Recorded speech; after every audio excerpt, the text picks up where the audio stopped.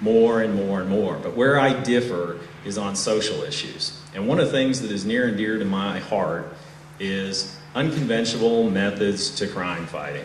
I don't believe in the mentality of lock them up and throw away the key. That's why I put it in the Weber way to a better budget. One of the things I think we need to do is to quit stigmatizing people. You may not agree with it, but here in Marion County, we turn people out of that jail all the time. It may not be a general turnout, in other words, we arrest them and let them go. We just choose not to arrest them. If you're caught for public intoxication in Marion County, the likelihood of you going to jail is like nil. How do I know this? I did a ride-along recently with the IMPD and found out that there are certain things that we just don't have room at the end for. One of the things I'd like to see us revisit, and I want to put politics aside, was an idea that started called the Second Chance Ordinance. I know it's not sexy for people up here. We feel, generally speaking, safe. There are some crime problems, but generally we come home and we don't see the darker side of things. But in fact, if we don't give people a second chance, as the Second Chance Ordinance had, we're just going to have reoffenders. And one thing I would like to see, I've put a new name on it. I call it the CAFE Ordinance, the Crime Abatement Through Full Employment Ordinance. Okay, it's not as sexy as some of my other ideas. But the idea being that if you want to do city work and you choose to employ an ex-offender, we're going to give you a priority akin to WBE status or MBE status. Why is that a good idea? To be quite honest, it takes the issue of race or gender out of the equation completely. If you want to act as our private probation office, in essence, and in some respects babysit our offenders, we're going to give you a leg up. Some other things, I can see Alice standing up. I'd love to talk to you about all of them, but I'm going to hit on another one. I'm going to skip over the CAFE Ordinance. You can read about it. The other thing that I think would be important is people have talked about a commuter tax and some other ideas. I'm opposed to commuter tax, and the reason why is I don't want to drive people away from coming into our city to work here. What I would do is if we're going to offer tax abatement under state statute, we can condition those abatements on a variety of things. It's called the reasonable measures application. What I would say is if we're going to give you tax abatement, 60%, let's say, of your payroll has to be county residents, which means they would be paying local taxes. Eventually, people would live where they work, so they would pay for the services they use during the day as workers, and then they wouldn't simply drive home. It's a great idea. I see someone from the mayor's office taking notes. Pride of authorship doesn't matter. Take that idea back because I really win no matter what happens in November. In November, you're either going to elect me as your city county councilman, and if you choose to, well, I'd be honored.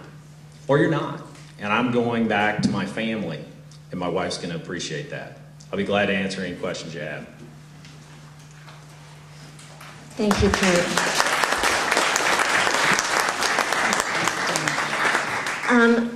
I have a few questions for you, but quickly before we get to those, perhaps you could answer the question that Monroe Gray could not answer, and that is the question about our schools, our libraries, the fact that they send a budget into the city council, and what I got from Monroe was that the council has very little leeway in voting against their budget. Could you speak on that issue? But to be quite honest, I've concentrated on the municipal service budget. I can tell you as a matter, and I had to confirm this with Steve Campbell, the deputy mayor for Bart Peterson, I actually thought that the mayor controlled some of the appointments on the library board. I was wrong. You'll never hear that from many politicians. They do, the council does control 3 appointments to the board. So you have an indirect way of controlling spending. In other words, those council appointments could have my view of fiscal restraint. Certainly if you put me on the council, I'm going to ask the question how they feel about spending. I have a view, and it's an easy target, I'll be honest with you, the big building. I mean, it's kind of like the stadium. I have an opinion on that too.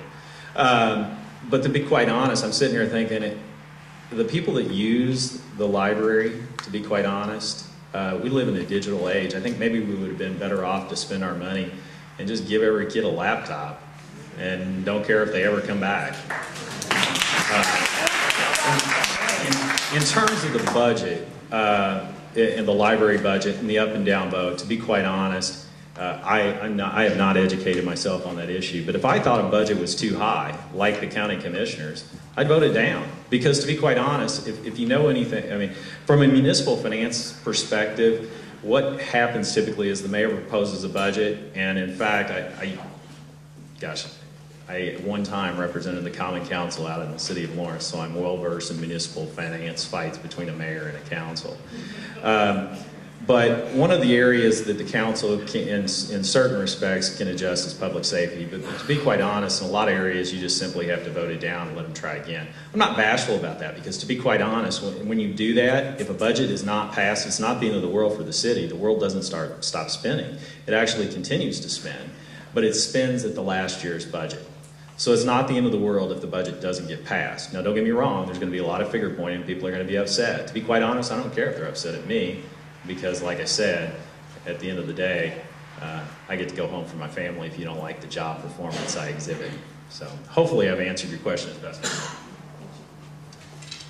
I can. Another question, what can you do to restore some semblance of responsibility to the taxpayer?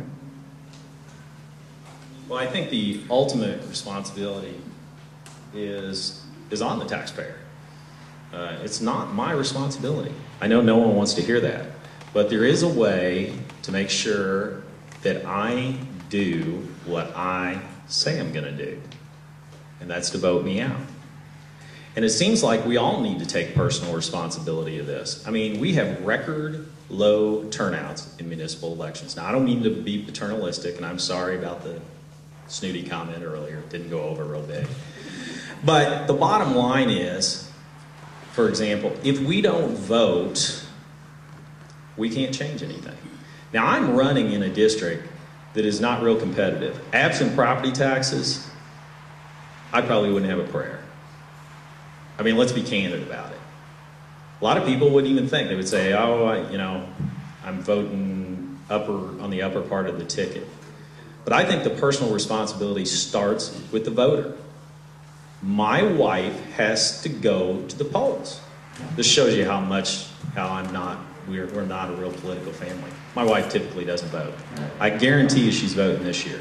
I don't know. What I don't know is if she's voting for Monroe or she's voting for me, because she may act in her own self-interest.